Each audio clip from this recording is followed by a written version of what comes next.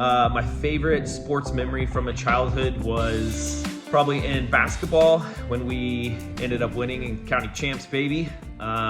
Just something when I was a kid, that was something I really loved doing. Or in motocross, I remember clearing my first ever like 110 foot tabletop, and you're about 20 feet in the air, and that was like one of the coolest moments, like being eye line with the tree level, and something that I'll never forget. When I was in like 5th grade, I hit like a grand slam. It just was like a convenience thing. Like there was 3 people on the bases, and I don't even think it was like a good hit or anything. It just, we were children and we didn't know how to pick up the ball, but like I was always like, yeah, I had a grand slam before, so.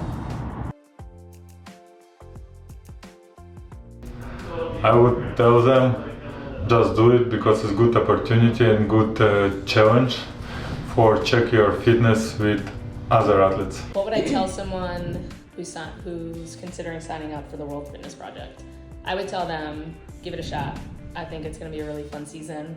I think it's going to open up new opportunities for a lot of people. It's just going to open up more chances to compete, more chances to get exposure. I think more chances to have fun and try different divisions, right? There's going to be team divisions, there's the individual division. So I think it brings a lot of excitement to a lot of people.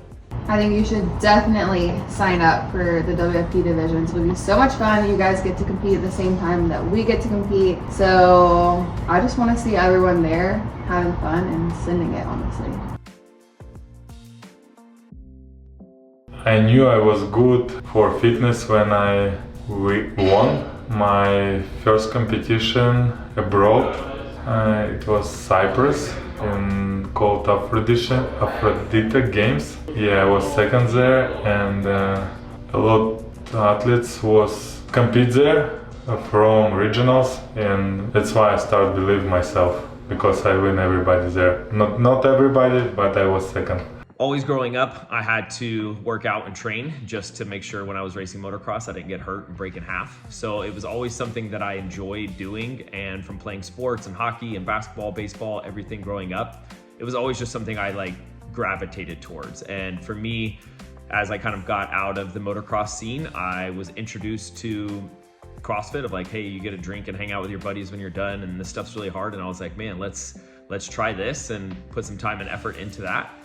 And after I watched a bunch of videos of Chris Spieler, Jason Kalipa, all of the guys back then, it fired me up, and I pretty much dedicated my life from that point on of, hey, I'm gonna become a games athlete and try to be successful at this. And here we are 13 years later and still going. I mean, I would say like the moment I knew that this was going to be like my career was my first regionals, because I just went into regionals thinking that I was going to get top 10, and then I ended up winning. And so then I was like, okay, I think I should take this a lot more serious.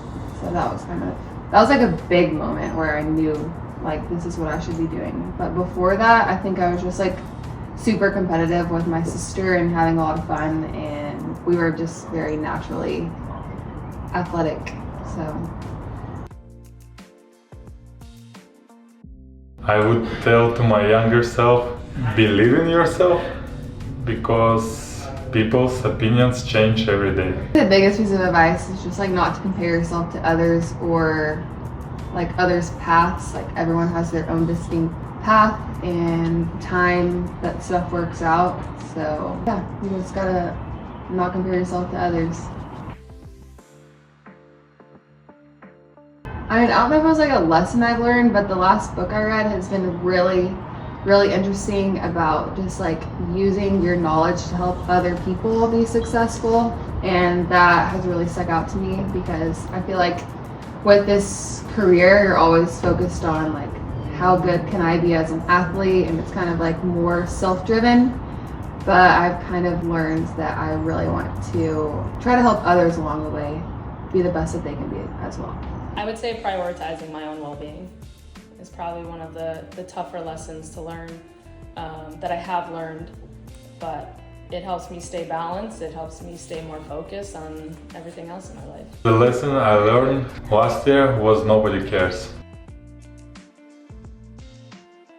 Fitness-wise, honestly, I just wish to be as healthy as possible, because if I can go into the season healthy, then I don't know, that's very good. That doesn't never happen. Friends and family. Honestly, I feel like every night I go to bed and I just pray that my friends and family all stay healthy and no one gets sick.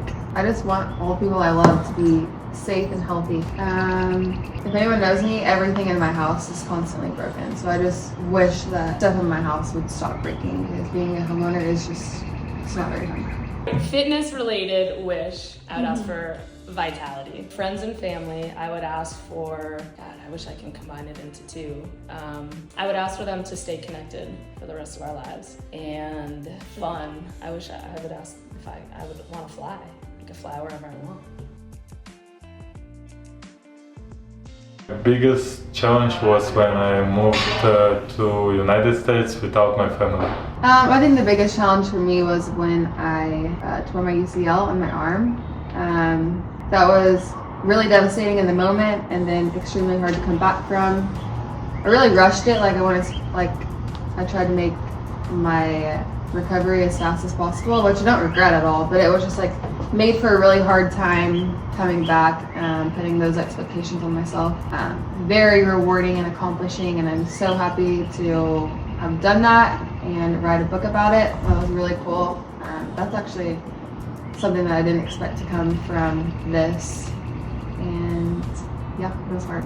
What has been the biggest challenge I've faced in the last 5 years? I would probably say injury or mental performance kind of issues, and things that have held me back in the past of kind of doubt and things that were exposed in my motocross world that I didn't think would cause a hindrance to CrossFit, but it did, on belief in myself, expectation, performance anxiety, those kind of things. So it's definitely opened my eyes a lot to have a better understanding of myself, ways I can handle things through breathing methods, meditation, journaling, all sorts of different avenues that I wasn't fully aware of. But those are definitely big struggles that continue to arise every now and then, but something you always got to keep striving for and try to be the best that you can.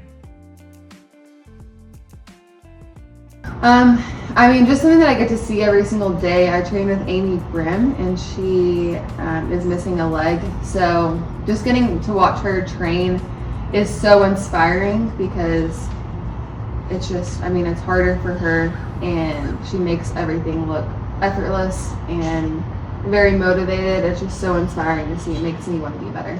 The most inspirational thing what I see when adaptive athletes compete in the CrossFit Games.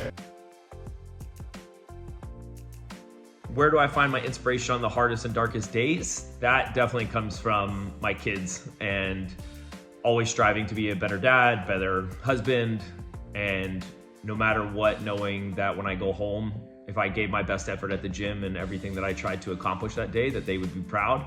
And so for me, that's something that even when my body's beat up and sore and I'm not feeling good, my goal is to get 1% better and just try to achieve every little bit I can out of that day. And so for me, it's definitely the kids and wife as the inspiration for that. I don't know that it's inspiration, it's just discipline. I know what I want to do, my end goal. I want to be as fit as possible, and I want to win. So I think just kind of having that mindset every single day, it's more of a discipline thing than it is inspiration or motivation or anything like that. But I have goals, and I'm very driven to make those happen. So that comes with a lot of discipline. I find inspirations during my darkest day from my wife.